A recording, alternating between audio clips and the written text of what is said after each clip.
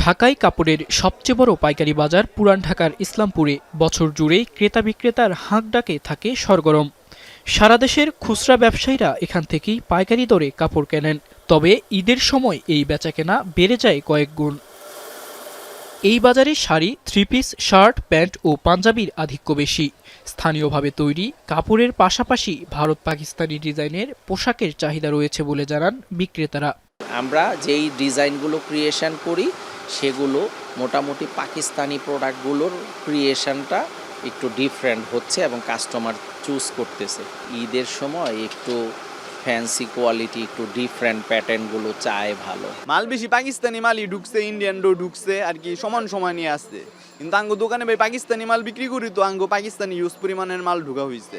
আর এটা ওটা না, কাপড় ধোয়ার একটাই সলিউশন, চাকা অল ইন ওয়ান। এবারের ঈদে ফ্যাশন ও ডিজাইনে এসেছে বৈচিত্র্য। দেশি বিদেশি বিভিন্ন ব্র্যান্ডের অনুকরণে তৈরি পোশাকের ডিজাইনে দৃষ্টি কাটছে ক্রেতাদের। তারা বলছেন, গত বছরের তুলনায় এবছর কাপড়ের দাম সামান্য বেড়েছে, তবে মান ভালো। কোয়ালিটিটা যদি ভালো হয় এটাই ম্যাটার করে। আমার টাকাটা কোথায় আমি খরচ করতেছি, ওই মানে কোয়ালিটির উপরে তো আমি খরচ করতেছি। ইন্ডিয়ান মাল বানাচ্ছেন 1800 থেকে 2000 টাকা, আর নর্মাল বাংলা যেগুলি আছে 800, 900, 1000 টাকা। মধ্য রমজান থেকে বিক্রির হার আরও বাড়বে বলে প্রত্যাশা বিক্রেতাদের। পর্যাপ্ত মাল আছে, ঘর ভরা মাল, কাস্টমার নাই, মানুষের অর্থনৈতিক অবস্থা ভালো না, যার জন্য আমাদের ব্যবসা বাণিজ্য অবস্থা খারাপ। বাজার একটু খারাপ, তো ওই জন্য যে যা পারে তাদের মাল বিক্রি করে দিতেছে।